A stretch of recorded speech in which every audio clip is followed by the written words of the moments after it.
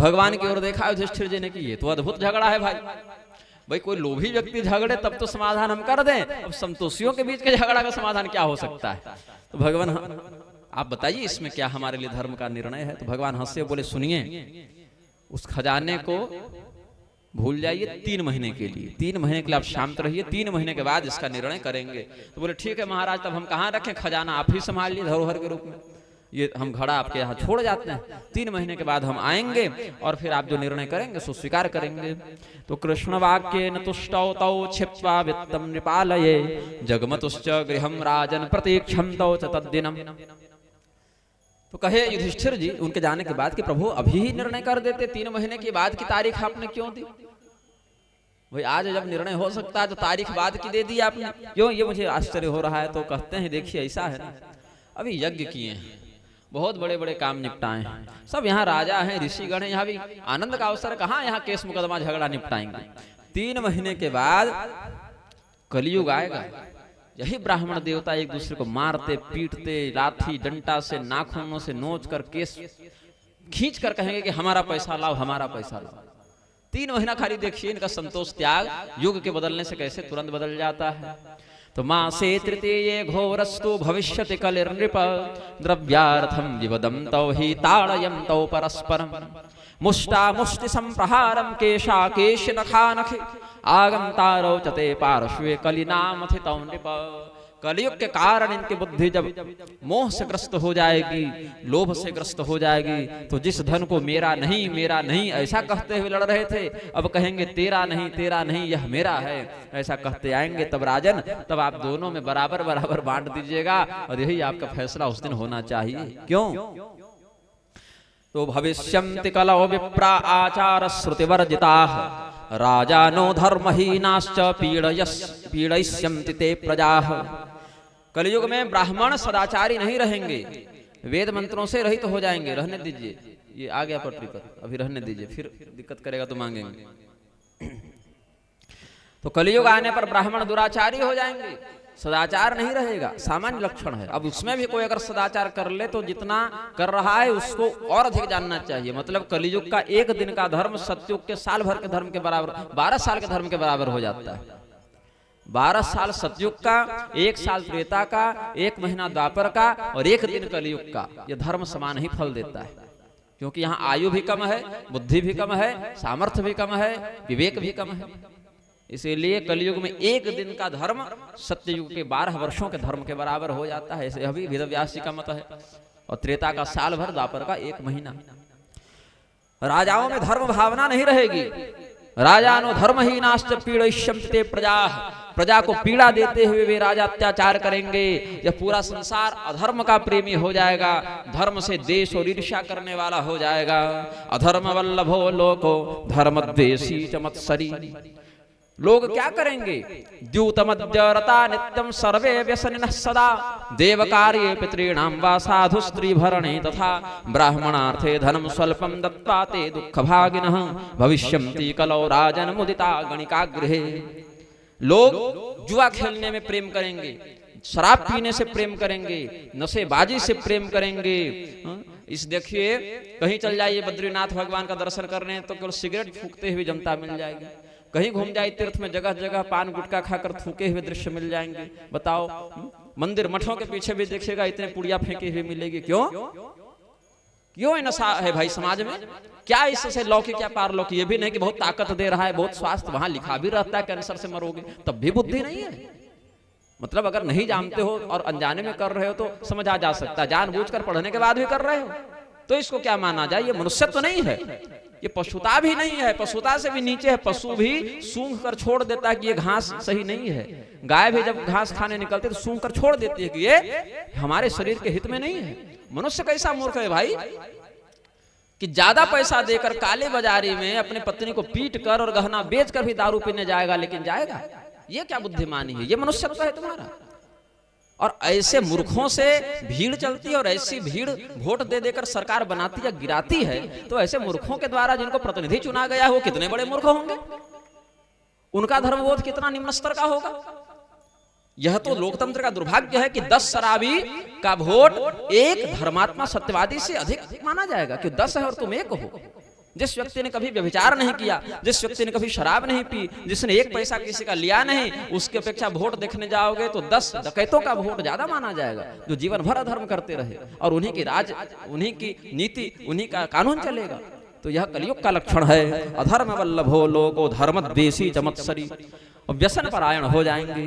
देव कार्ये पितॄणां वा साधु स्त्री भरणे तथा ब्राह्मणार्थे धनम स्वल्पम दत्त्वा ते दुख भाजिनः। अगर कहो कि पितरों का श्राद्ध करना है तो कहेंगे पैसा नहीं है, यज्ञ करना है पैसा नहीं है। पतिव्रता चरित्रवती स्त्री को आभूषण नहीं देंगे, बढ़िया साड़ी नहीं देंगे, लेकिन व्यभिचारिणी स्त्रियों पर गर्लफ्रेंड बना बनाकर अपने बाप दादा की संपत्ति उड़ा देंगे, ऐसे नालायक, और उसको कहेंगे कि हम उससे प्रेम करते हैं। क्या है? साधु स्त्री भरणे तथा, घर में पतिव्रता पत्नी हो उसको महत्व नहीं देंगे, उसको सम्मान नहीं देंगे, और चरित्रहीन होकर अन्य स्त्रियों के प्रति आकृष्ट होकर व्यभिचार को प्रसारित करते रहेंगे। यह कलयुग के पुरुषों का लक्षण हो गया। एवं मिथ विपरीत में स्त्रियों के लिए समझा जाना चाहिए। वेश्याओं के घर जाएंगे, वहां जुआ खेलेंगे और बहुत प्रसन्नता पूर्वक वहां पर पार्टियों में पैसा उड़ाएंगे। यह कलयुग का लक्षण हो गया। अपनी माता को पहनने के लिए साड़ी है कि नहीं वो घर में नहीं देखेंगे, और व्यभिचारिणी स्त्रियों को अपने हाथ से बढ़िया रेशमी साड़ी, अब तो साड़ी भी नहीं पहन रही हैं, अब तो जो जितना नंगा उतना मॉडर्न हो गया। ये दुर्भाग्य है। तो जननीं जीर्ण वस्त्रेण वेष्टयिष्यन्ति ते कलौ वेश्यां वा पुंश्चलिं वापि दुकूलैर्विविधैः स्वयं धत्तूरकस्य पुष्पाणि करवीर भवानि च सकंटकानि पुष्पाणि नैष्यन्ति शिवालये। अब देखिए, शिव जी को धतूरा पसंद है, करवीर मतलब कनेर पसंद है, उसको चढ़ाना मना नहीं है, लेकिन पैसा बचाने के लिए लोग धतूरा और कनेर खरीद के चढ़ाएंगे क्योंकि जल्दी मिलेगा, सस्ता मिलेगा। और कहेंगे कमल कितने का? तो कमल का फूल जो है सो कहेगा 50 रुपया 100 रुपया, बोले तो 20 रुपया वाला दे दो। और रोज कितना खा जा रहे हैं गुटखा, उसका कोई हिसाब नहीं है। 50 रुपया का भी खा रहे हैं तो 1500 का नशा कर जा रहे हैं। लेकिन भगवान के लिए अगर कहा जाए एक दिन मंदिर जाकर के 1500 की माला खरीद के चढ़ा, तो कहेंगे नहीं नहीं इतना नहीं, 50-100 का कर दो तो बहुत कर दिया। ये भाव है। अभी मैं क्यों बोल रहा हूं? प्रशंसा के लिए नहीं बोल रहा हूं, मैं प्रेरणा के लिए बोल रहा हूं। स्वयत्माणं कुरुते लोकस्तदनु वर्तते, इसके लिए कह रहा हूं। जब हम पिछले वर्ष कामाख्या में थे, भगवती का, त्रिपुर सुंदरी भगवती का प्रतिदिन श्रृंगार करते थे, ये इच्छा थी। 125 दिन श्रृंगार चला, और श्रृंगार में 125 दिन में प्रतिदिन लगभग हमको 10,000, 12,000, 15,000 खर्च हो ही जाता था, और कमाई कुछ नहीं, किसी से मांगा भी नहीं, कोई कथा भी नहीं कि दक्षिणा मिल जाए, लेकिन प्रतिदिन का।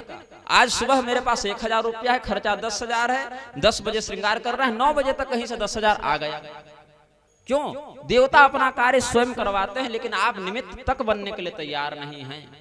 वो हमारा नहीं है, वो देवता का ही है। प्रकृति जो सांस हम ले रहे हैं वो हवा हमारी नहीं, जिस भूमि पर हम चल रहे हैं वो भूमि हमारी नहीं, जिस प्रकार के अन्न का हम भक्षण कर रहे हैं उसका भी हमने कोई निर्माण नहीं किया नवीन सृष्टि करके, वह सब ईश्वर का है। इसलिए ईश्वर के लिए ही निवेदित है, यह समझते हुए जीवन में व्यवहार करना है। तो पैसा बचाने के लिए महादेव जी को केवल धतूरा और करवीर चढ़ाएंगे, और बढ़िया कपूर, चंदन, VIP माला महंगी वाली और कमल इत्यादि लेकर उल्टा स्त्रियों और वेश्याओं के यहाँ चले जाएंगे। ये कलयुग का लक्षण है, ये बताओ। और दुर्भाग्य का विषय है कि ऐसी अशास्त्रीय बुद्धि वाले लोग कहीं प्रधानमंत्री बने हैं, कहीं मुख्यमंत्री बने हैं, कहीं जज बने हैं। महादेव जी का मंदिर अतिक्रमित करके मस्जिद बना दिया गया। ज्ञानवापी के नाम पर जो मंदिर है, ज्ञानवापी जिसको कहते हैं, जिसका वर्णन अनेकानेक धर्मशास्त्रों में है। हमने सब प्रमाण के साथ एक वक्तव्य और लेख प्रस्तुत किया था। वहां पर विधर्मियों ने, आक्रांताओं ने मस्जिद का निर्माण कर दिया, और उस समय वहां पर जो योद्धा थे, धर्मरक्षक थे, वो वीर गति को प्राप्त हुए। कालांतर में अन्य सत्पुरुषों ने परिश्रम करके समयानुसार शिव जी के पुनः एक बगल में ही विश्वनाथ जी की प्रतिष्ठा की है। क्या स्थिति हो गई वहां पर? आज हम अपने महादेव जी का दर्शन करने के लिए कोर्ट का मुख देखते हैं, न्यायाधीश अनुमति नहीं दे रहे हैं। हमने यह अधिकार उनको सौंपा ही क्यों कि तुम तय करो कि हम मंदिर जाएंगे कि नहीं जाएंगे, और कौन जाएगा, कब जाएगा। हमने यह अधिकार सौंपा ही क्यों कि तुम तय करोगे कि हम कब किस तीर्थ में किस विधि से स्नान करें या न करें। यह तो धर्मशास्त्र का मत है, यह तो आचार्यों का विषय है, यह तो जो जितेंद्रिय है, जो संतोषी है, जो क्षमाशील है, उसके हाथ में धर्म का नियंत्रण होना चाहिए। जिनकी बुद्धि भ्रष्ट है, जो व्यभिचारी मानसिकता के हैं, जो समाज में कभी दूसरे व्यक्ति को उदारता पूर्वक कुछ देने के स्थान पर क्रूरता पूर्वक लेने के लिए प्रस्तुत हैं, ऐसे लोग धर्म के विषय में निर्णय देने के अधिकारी कैसे बन सकते हैं? और वही भगवान महादेव का जब अपमान हुआ टीवी चैनल पर, तो केवल उदाहरण देने के लिए नूपुर शर्मा ने जो कहा था कि हम भी तुम लोगों के बारे में ऐसा कहें तो क्या होगा, पूरे देश में माथा काटने के लिए विदर्भ में निकल गए थे। उस समय एक बड़ा ही निर्लज्ज कथन सुप्रीम कोर्ट की ओर से आया था। सूर्यकांत ने कहा था, अभी बन गया है सीजेआई, सूर्यकांत ने क्या कहा था कि नूपुर शर्मा के कारण देश में माहौल बिगड़ रहा है। हम कहते हैं अगर सूर्यकांत सच में अपने नाम के आगे ऑनरेबल लगाना चाहता हो, माननीय न्यायाधीश कहना चाहता हो, न्यायमूर्ति कहना चाहता हो, तो जरा कन्हैया लाल के हत्यारों को क्यों नहीं पकड़कर दंड देते हो? यही कमलेश तिवारी के हत्यारों को पकड़कर दंड क्यों नहीं देते हो? जो नूपुर शर्मा के ऊपर तुमने आरोप लगाया, वो अपने ऊपर क्यों लगाकर नहीं देखते हो कि तुम्हारे द्वारा हमारे तीर्थों का अतिक्रमण किया गया है? अभी मद्रास हाईकोर्ट में एक लेडी जज है, नाम मैं भूल रहा हूं, कोई श्रीमती करके है, उसने इतनी मूर्खतापूर्ण बात कही है, कहती है कि लिव इन रिलेशनशिप वाली स्त्रियों को भी वाइफ का दर्जा मिले, और उदाहरण में गंधर्व विवाह का नाम लेती है। तुम्हारे दिमाग में गंधर्व शब्द आया कैसे? क्या जानती हो तुम गंधर्व के बारे में? जज बन गई हो, ठीक है, अलग बात है, लेकिन गंधर्व क्या होते तुमको कैसे पता चला? विवाह शब्द तुमको किसने बताया? गंधर्व विवाह हमारे धर्म का शब्द है, वह स्मृतियों का शब्द है। वह धर्मशास्त्र बताते हैं कि गंधर्व विवाह कैसा होता है। रखैलबाजी को गंधर्व विवाह नहीं कहते, जो विचार को गंधर्व विवाह नहीं कहते। हाँ, गंधर्व विवाह उसे कहते हैं अगर कोई कन्या अपने कुल गोत्र वर्ण के अनुकूल युवक को, या कोई युवक ऐसी कन्या को, युवती को प्रेम करता हो और जिसमें धर्म की कोई हानि नहीं होती हो, उस स्थिति में आत्मसमर्पण करना उसके प्रति दाम्पत्य भाव से वह विवाह है। और गंधर्व विवाह का अर्थ यह नहीं होता कि आज एक साल एक लड़के के साथ रहो, कल दूसरे लड़के के साथ रहो, उसको वेश्या कहते हैं, उसको स्त्री नहीं कहते। इस प्रकार सदाचारणी नहीं है वह। गंधर्व विवाह किसने किया? भगवती शकुंतला ने किया। और राजा दुष्यंत कहते हैं अपने यहाँ अपने शिविर में कि मेरा मन उस कन्या के पीछे कैसे जा सकता है? वो तो ऋषि कन्या लगती है, महर्षि कंडू की पुत्री है, कण्व की पुत्री है, और कण्व जी ब्राह्मण हैं। मेरा मन किसी ब्राह्मण स्त्री के प्रति नहीं जा सकता। मेरा मन अगर जा रहा है तो पता करो वो ब्राह्मण नहीं, क्षत्रिय की कन्या है। बाद में पता चला कि विश्वामित्र जी जब ब्राह्मण बनने के लिए तपस्या कर रहे थे, उस समय मेनका के माध्यम से उन्होंने जिस कन्या को जन्म दिया ये वही है। तो इतना सदाचारी शासक था उस समय हमारे राष्ट्र का कि मन अगर भटक गया तो कहा कि वो ब्राह्मण हो ही नहीं सकते, क्योंकि मेरा मन उधर जा रहा है। भगवान श्री रामचंद्र जी जब जानकी जी को पुष्प वाटिका में देखते हैं तो कहते हैं कि मेरा मन किसी पराई स्त्री की ओर नहीं जा सकता लक्ष्मण, इसीलिए अगर मेरा मन उधर जा रहा है तो वही जानकी है, ऐसा मेरे मन में विश्वास है। ये इस भारत भूमि पर भगवान श्री रामचंद्र जी का आदर्श स्थापित है। और आज भगवान श्री रामचंद्र जी को इमाम हिंद बताया जा रहा है। इमाम बताते हो तुम निर्लज्जों, लज्जा नहीं आती? भगवान श्री रामचंद्र जी के नाम पर गद्दी पर बैठकर उनके ही रामायण को किससे कहानियां बताते हो? मैं प्रश्न करता हूं इस देश की सरकार से कि अगर रामायण कहानी मात्र है, वास्तविकता नहीं है, अगर रामायण और महाभारत एक कपोल कथा है, कल्पना मात्र है, तो उस स्थिति में मंडल कमीशन बनाकर जो तुम आरक्षण दे रहे हो, वहां से शंभू और एकलव्य का उदाहरण क्यों देते हो कि राम जी ने अत्याचार कर दिया, द्रोणाचार्य ने अत्याचार कर दिया? मंडल कमीशन को अवैध सिद्ध करो, घोषित करो। और अगर तुम यह मानते हो कि शंभुक वास्तव में था, एकलव्य वास्तव में था, उसी रामायण में भगवती शबरी जी का दर्शन क्यों नहीं करते हो? उसी महाभारत में गुरु द्रोणाचार्य का चरित्र क्यों नहीं देखते हो? कि अंगूठा कटवाने वाली बात तुमको याद रही, लेकिन वही एकलव्य जब जरासंध के साथ मिलकर पूरे यदुवंश का संहार करने आ जाता है आतंकवादी बनकर, तब क्या करना चाहिए था उसके साथ? वही गुरु द्रोणाचार्य जब एक गाय के लिए अपने मित्र राजा द्रुपद से तिरस्कृत होकर वहां से निकलते हैं, उनको भिखारी कहकर अपमानित किया जाता है, वो क्यों नहीं दिखता है इन लोगों को? अगर रामायण महाभारत को काल्पनिक मानते हो तो ये सब जो शंभू और एकलव्य के नाम पर तुम लोग प्रपंच कर रहे हो उसको हटाओ। और अगर वास्तविक मानते हो, वही विदुर जी का सम्मान नहीं दिख रहा है, एकलव्य पर अत्याचार हो गया एकलव्य पर, और विदुर जी उसी धर्म सभा में मंत्री के पद पर से सबको निर्देश दे रहे हैं, फिर भी दुष्टों के द्वारा अपमानित तो हो रहे हैं। ये नहीं दिख रहा तुमको कि विदुर का भी कितना सम्मान था? वेदव्यास जी के सामने, युधिष्ठिर जी के सामने, भीष्म पितामह के सामने उन्हीं के समकक्ष महात्मा के रूप में हम विदुर जी का स्मरण करते हैं। शबरी जी का भगवती के समान दिव्य चरित्र हम अनुभव करते हैं, उनको प्रणाम करते हैं। ये नहीं दिख रहा तुम लोगों को? अगर तुम्हें अत्याचार करना होता है तो हमारे धर्मशास्त्र याद आते हैं। समलैंगिकता का प्रसारण करने के समय, व्यभिचार को प्रसारण करने के समय मोहन भागवत कहता है कि हंस और डिंभक का वर्णन आता है महाभारत में, वो समलैंगिक थे। इस अनपढ़ को कोई जाकर आंख खोलकर पढ़ावे महाभारत, जहां लिखा है कि दोनों सगे भाई थे, समलैंगिक नहीं थे, और दोनों अपनी अपनी पत्नी में अनुरक्त थे। तुम्हारे समान वो मनोरोगी नहीं थे, इस प्रकार के यौन विकृति के प्रसारक नहीं थे। हमने क्या किया था? गंधर्व विवाह की चर्चा आपके समक्ष की। जिस धर्मशास्त्र में गंधर्व विवाह का नाम उस मद्रास हाईकोर्ट की जज को पढ़ने में मिला होगा, वहां पर यह भी वर्णन है कि उसके बाद ब्राह्म विवाह की विधि से कन्यादान पूर्वक उसका विधिवत विवाह होना चाहिए। यह भी वर्णन है, नहीं तो वह विवाह शुद्ध नहीं माना जाता कि मन लगा तो दाम्पत्य भी रुचि रहे तो ऐसा कह के निकल गए कि मन लगा तो चल गए पति पत्नी बनकर, और 2 साल के बाद फिर किसी और के पास चले गए, किसी और के पास चले गए। ऐसे जज, ऐसे नेता ये निर्णय क्यों देते हैं? आज आप जाइए जहां बाल गृह होता है, जहां अनाथालय होता है, इतनी बलात्कार की घटनाएं रोज आती हैं, जहां महिलाओं से बलात्कार हो रहा है, जहां छोटे बच्चों से ये नेता और अधिकारी जज जाकर बलात्कार करते हैं। इसीलिए समाज को व्यभिचारी बना दोगे तो तुम्हारे व्यभिचार पर कोई प्रश्न नहीं उठाएगा। निर्लज्ज न्यायपालिका इस देश की यह कहती है। सुप्रीम कोर्ट को जाकर पढ़ो तुम, वहां क्या लिखा हुआ है उसके निर्णय में कि भारत से अश्लील वीडियो पर प्रतिबंध नहीं लगेगा, पोर्नोग्राफी पर बैन नहीं लगेगा। बैन क्या लगेगा? विवाह पर बैन लगेगा। अगर उचित उम्र में तुम कन्यादान करोगे तो विवाह पर बैन लगेगा। मतलब एक स्त्री को नग्न देखना अविधि पूर्वक वो दोष नहीं है कानून की नजर में, लेकिन अपनी बेटी को विधि पूर्वक विवाह कर देना ये प्रतिबंधित हो गया। लेकिन वही बेटी अगर किसी पुरुष के साथ भाग जावे और हम मना करें तो पुलिस हमको जेल में डालने आएगी, उसको नहीं समझाने जाएगी। और सरकार का कहना है कि उसको पैसा भी मिलेगा, संपत्ति भी मिलेगी, संरक्षण भी मिलेगा। मतलब क्या है? कल को ये हमारी बहू बेटी का बलात्कार कर सके, इसके लिए पूरे समाज को एक यौन रोग और मनोरोग की ओर ढकेल रहे हैं। केरल हाईकोर्ट ने क्या कहा कि मंदिर में पुजारी कौन बनेगा इसमें कोई जाति नहीं लिखी रहती। केरल हाईकोर्ट के जजों ने कब धर्म पढ़ा जी? तुम तो कहते हो कि जज लोग कहते हैं कि हम किसी धर्म के नहीं होते, तो बोलने क्यों आते हो फिर धर्म के मामलों में? जब तुम किसी धर्म के नहीं हो मतलब अधर्म के हो, और अधर्म का व्यक्ति हमारे धर्म के विषय में कैसे बोलेगा? पोर्नोग्राफी पर बैन नहीं लग सकती, लेकिन विवाह अगर कोई करना चाहे अपनी कन्या का उचित उम्र में शास्त्रीय विधि से, तब वह जेल चला जाएगा कि बाल विवाह तुम कर रहे हो। और व्यभिचार को, रखैल प्रथा को बढ़ावा देने के लिए कहते हैं कि गंधर्व विवाह की विधि शास्त्र में वर्णित है। ये निर्लज्जता। उचित उम्र में कन्यादान नहीं होने दिया जाएगा। को एजुकेशन से लड़का लड़की को साथ में रखकर पढ़ाओगे, उसके बाद मोबाइल में उनको जब अश्लील चित्रावली मिलेगी उसको प्रतिबंधित नहीं करोगे। और मोबाइल में देखकर जब वो पागल होगा, मनोरोगी होगा, यौन रोगी होगा, विकृत होगा, तो क्षीण सक्त हो जाएगा, उसकी बुद्धि का नाश हो जाएगा, उसके धर्म का नाश हो जाएगा, उसके चरित्र का नाश हो जाएगा। कल वो जिस भी घर में जाएगा वहां उस घर को ही एक व्यभिचारिक केंद्र के रूप में प्रस्तुत कर देगा। जो अधिकारी हैं, नेता हैं, मंत्री हैं, जज हैं, उनके पालतू जो मठाधीश हैं, उनको हमारी बहु बेटियां उपलब्ध हो सकें, इसलिए व्यभिचार की धारा हटा दी और बाल विवाह को प्रतिबंधित कर दिया। विवाह और गर्भाधान अलग अलग संस्कार है भाई, उसको उस नियम पर, उस मर्यादा से, उस विधान से अधिकृत रूप से करना है। और क्या कर दिया? मद्रास और केरल का बता दिया। राजस्थान वालों ने कह दिया कि राजा महाराजा अपने नाम के आगे उपाधियां नहीं लगा सकते, हमको माननीय बोलो, ऑनरेबल बोलो।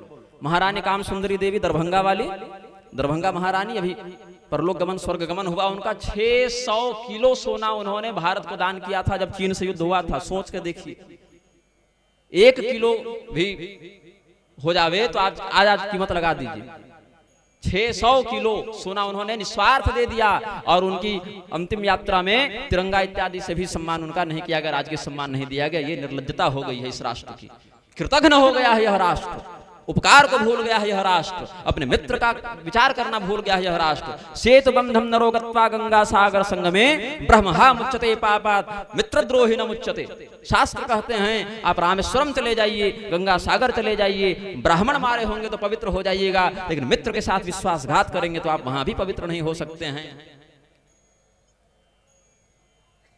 जो भी व्यक्ति विश्वासघात करता है, कृतघ्नस्य निष्कृतिर्नैव, कृतघ्न का कोई प्रायश्चित नहीं होता। यह राष्ट्र कृतघ्न हो गया है, अपने आदर्शों के प्रति कृतघ्न हो गया है। उन राजा महाराजाओं ने युद्ध में विजय प्राप्त कर करके अपने राष्ट्र की रक्षा की है। तुमने तो राष्ट्र को बेच दिया, जंगल बेच दिए, पहाड़ बेच दिए, तीर्थ बेच दिए, संप्रदाय और मठों पर अपने गुलामों को कब्जा करके बैठा दिया।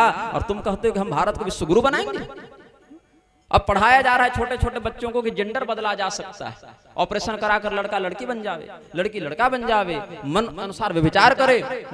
और व्यभिचारियों को किन्नर अखाड़ा के नाम पर लक्ष्मी नारायण त्रिपाठी इत्यादि को अवधेशानंद बना दिया महामंडलेश्वर, राधे माँ को महामंडलेश्वर बताओ, ममता कुलकर्णी को महामंडलेश्वर, हिमांगी सखी जा रही थी 400 पार, मोदी जी नहीं लाएंगे तो हम सती हो जाएंगे उनके साथ। काहे नहीं हुई? ये कलयुग कहां से मन में आ रहा है? जो एक बार तीर्थ का जल सेवन कर ले उसकी बुद्धि निर्मल हो जाती है, जो एक बार कथा सुन ले उसकी बुद्धि निर्मल हो जाती है, जो एक बार सत्संग कर ले भगवान उसको विवेक प्रदान कर देते हैं। तुम्हारी बुद्धि किस गड्ढे में पड़ी है कि भारत में रोज हजारों भागवत और रामायण हो रहे हैं, फिर भी तुमको कर्तव्य का बोध नहीं हो पा रहा? तीर्थ सारस ततोगतः, कथा सारस ततोगतः, कथा का महत्व कहां गया? तीर्थ का महत्व कहां गया? ज्ञान योग फलम गतम, ज्ञान का महत्व कहां गया? तपस्या का योग का फल कहां गया?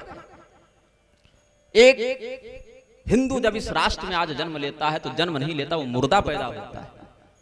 वो अपने संस्कार के लिए लड़ता है, अपने आराध्य के लिए लड़ता है, अपने देवताओं के लिए लड़ता है। कोरोना के समय याद है, पकड़ पकड़ कर वैक्सीन दी जा रही थी, नहीं लेने पर नौकरी से निकाल देंगे, वेतन रोक देंगे, परीक्षा में नहीं बैठने देंगे और यात्रा नहीं करने देंगे, सर्टिफिकेट दिखा। अब जब लोग हार्ट अटैक से मरने लगे तो क्या कह दिया गया सुप्रीम कोर्ट में कि लोगों ने अपने मन से लगाया था, स्वेच्छा से लगाया था। एक एक दिन का वेतन फंड में पीएम केयर ट्रस्ट में ले आए और अब कह दिया कि भाई पीएम केयर ट्रस्ट तो भाई राइट टू प्राइवेसी में आता है, हम अपने पैसे को कहां से लिए और कहां करेंगे इसकी कोई गणना नहीं। इतनी निर्लज्जता इस राष्ट्र में हो गई है। गणतंत्र दिवस मना रहे हो ना, गणतंत्र है भारत। भारत लक्षराज के गुलामों के द्वारा कब्जा किए गए एक बीमारू व्यवस्था का परिचय दे रहा है, बस इससे अधिक कुछ नहीं। पंजाब हाईकोर्ट कहता है कि कोई भी स्त्री अपनी मर्जी से गर्भपात कर सकती है। अरे तू क्यों नहीं मर गया अपनी माता के गर्भ में? तूने जन्म लेकर अपने माता को कौन सा सुख दिया? जो माँ अपने बच्चे को गर्भ में धारण कर रही है, अगर उसकी बुद्धि ऐसी विकृत हो रही है तो तुम्हें उस बच्चे के जीवन की रक्षा करनी चाहिए थी। यह हम आशा करते हैं तुमसे। उस माता को उसके मातृत्व का बोध कराना चाहिए था और तूने कह दिया कि अपने गर्भ को मार डालो। हत्यारे बन गए अब जज। अपनी माता, तुम्हारी माता ने तुम्हें गर्भ में क्यों नहीं मार दिया था? हर बच्चा यहाँ पर रो रहा है, मर रहा है, हर गाय मारी जा रही है। अभी गीता प्रेस का एक बहुत बड़ा सम्मेलन हुआ, वहां अमित शाह को बुलाया गया। किस योग्यता से? अमित शाह तो कहा था कि गोमांस पर रोक नहीं लगेगी इस देश में, वो जाकर धर्म बचाएंगे। वर्णाश्रम विरुद्ध ज्ञानानंद, कुरान और वेद को एक बताने वाले अवधेशानंद, ये सब ऋषि दयानंद की जय बोलने वाले राजेंद्र दास, अब ये धर्म बचाएंगे जिन्होंने वर्णाश्रम के नाम पर रोटी खाई, संप्रदाय पर कब्जा करके और वर्णाश्रम के विरोधी सब कुछ करते रहे। तो ये लोकतंत्र नहीं है, ये गणतंत्र नहीं है। महाभारत देखो, वहां पर युधिष्ठिर जी को धर्मराज को बता रहे हैं भीष्म पितामह कि एक लोकतंत्र क्या होता है, एक गणतंत्र क्या होता है, किस प्रकार के नेता होने चाहिए। शंकराचार्य जी का वचन देखो, जगत यंत्र निर्वाहको नेता। विष्णु सहस्त्रनाम के भाष्य में कहते हैं संसार एक यंत्र है, इसको कुशलता पूर्वक जो चला ले वह नेता होता है। इसलिए नेता एक भगवान का नाम भी है। विष्णु सहस्त्रनाम एक नाम है नेता। क्यों नेता कहा गया भगवान को? संसार की व्यवस्था को सुदृढ़ता से चलाने के लिए नेता कहा गया। राजस्थान हाईकोर्ट माननीय हो गया, लेकिन जिन्होंने धर्म की रक्षा करने के लिए बलिदान दिया वो राजवंश माननीय नहीं बचा। केरल हाईकोर्ट बताएगा कि मंदिर में पुजारी कौन होंगे। तुम धर्मशास्त्र पढ़ के बने थे क्या? उसका कहना है कि धर्मशास्त्र में कहीं नहीं लिखा है। कितने शास्त्र पढ़ लिए तुमने? अब हम पढ़ाते हैं तुमको। मद्रास हाईकोर्ट वाले कह रहे हैं कि ये जो लिव इन रिलेशनशिप है वो गंधर्व विवाह है। इतनी भारी अनपढ़ी के बाद तुम जज बने कैसे? पंजाब हाईकोर्ट कह रहा है गर्भपात कर दो। अब लखनऊ हाईकोर्ट पर हम पर केस चल रहा है, मुकदमा लखनऊ हाईकोर्ट में ही चल रहा है। हमारे वीडियो को वहां प्रतिबंधित करवाया गया। कौन सा वीडियो? ईसाई मिशनरियों के विरुद्ध जो हमने हिंदुओं को सतर्क किया वो बैन करवाया गया। स्टालिन ने जब दक्षिण भारत में कहा कि सनातन धर्म को मिटा देंगे तो हमने उसका विरोध करते हुए वक्तव्य दिया था, उसको कोर्ट ने बैन करवाया है। बांग्लादेशी और रोहिंग्याओं के खिलाफ जो हमने वक्तव्य दिया उसको बैन करवाया है कोर्ट ने। क्यों? तुमको कहां से पैसा मिल रहा है भाई? और वही लखनऊ नगर निगम में 80% घुसपैठिए कब्जा कर चुके हैं, ऐसी रिपोर्ट आ रही है। तुमको कहां से पैसा मिल रहा है? और बांग्लादेशियों के मिशनरियों के इस भारत पर कब्जा करने से तुमको कौन सा लाभ होगा? तुम हमें मरने के लिए छोड़ना चाहते हो उनके आगे? उन विधर्मियों को हमारे घर पर तुम बैठा कर रखे हो और कश्मीरी पंडितों की पुकार सुनने के लिए तुम्हारे पास समय नहीं है। वहां तुमको ममता का बोध नहीं होता है। यह है तुम्हारा लोकतंत्र। ऐसे गणतंत्र दिवस मनाओगे? किसी भी वर्ण का हिंदू हो, अगर वो शास्त्र के अनुसार चलना चाहे, ब्राह्मण क्षत्रिय वैश्य शूद्र कोई भी हो, उसको सम्मान पूर्वक अपने धर्म का पालन नहीं करने दिया जा रहा है। सत्य यही है। अधर्म का प्रोत्साहन करने वाले लोग ही अब धर्मगुरु बनकर बैठे हुए हैं। ये स्थिति हो गई है। इसीलिए धर्म के अनुसार चलो, इनका भविष्य तो ऐसे भी बहुत दिन नहीं चलेगा। अति सर्वत्र वर्जयेत, अति कहीं करोगे वह इतना अधिक न हो जावे कि तुम्हारे अस्तित्व पर ही काल बनकर मंडराने लगे। इसीलिए हिंदुओं, एक बात हम कह दे रहे हैं, एक पंक्ति में सार समझने की चेष्टा करना। जब तक भारत में लोकतंत्र नाम का यह नाटक सुरक्षित है, तुम सुरक्षित नहीं हो। न तुम्हारा लोक सुरक्षित है, न तुम्हारा परलोक सुरक्षित है, क्योंकि इस लोकतंत्र के नाटक का मूल ही, इसका जन्म ही अधर्म से हुआ है, क्रूरता से हुआ है। इसलिए प्रयागराज की इस पावन भूमि से आज हम एक उद्घोष करते हैं कि प्रयत्स्ये तथा कर्तुं यथा नान्यो जगद्गुरु रक्षणार्थं तु धर्मस्य विनाशाय तरस्य च।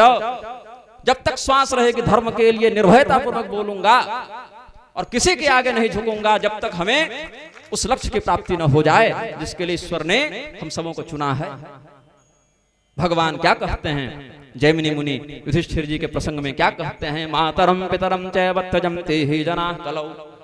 कलयुग के मनुष्य अपने माता पिता का परित्याग कर देंगे और नौकर की भांति स्त्रियों के गुलाम बन जाएंगे। स्त्री सेवका भविष्यन्ति परिचारकवत् सदा। जैसे कोई गुलाम कोई दास अपने मालकिन की सेवा करे वैसे पत्नी की सेवा करेंगे, लेकिन माता पिता की सेवा नहीं करेंगे। माता को पीटेंगे और पत्नी के साथ लाड़ लड़ाएंगे। जननीम ताड़यिष्यन्ति लालयिष्यन्ति ताम स्वाम स्त्रियम। सास ससुर की सेवा नहीं करेंगे और बहू ऐसे वचन सुनाएगी जो कि कांटे के समान हृदय में लगे। चारों वर्णों के लोग अपने कर्म से भ्रष्ट हो जाएंगे। ब्राह्मणों के वचनों पर विश्वास नहीं, देवताओं के वचनों पर विश्वास नहीं, वर्णानुकूल कर्म का परित्याग करके परधर्म का आश्रय लेने वाले स्वार्थी प्रजा से यह संसार भर जाएगा और उस स्वार्थिक प्रजा का शोषण करने वाले व्यभिचारी शासकों से यह पृथ्वी आक्रांत हो जाएगी। इस प्रकार धर्मराज की सभा में भगवान कृष्ण ने कलयुग के दुर्गुणों का वर्णन किया।